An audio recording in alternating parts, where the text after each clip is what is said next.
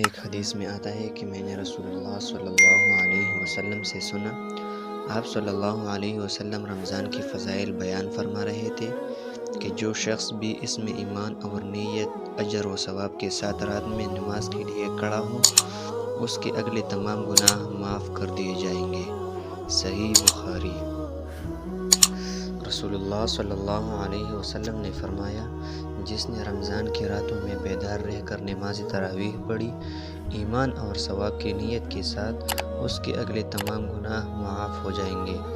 इब्न शहाब ने बयान किया कि फिर नबी करीम सल्लल्लाहु अलैहि वसल्लम की वफ़ात हो गई और लोगों का यही हाल रहा, अलग अलग अकेले और जमातों से तरावीह पढ़ते थे।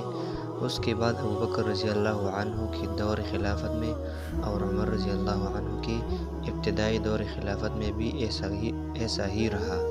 सही बुखारी।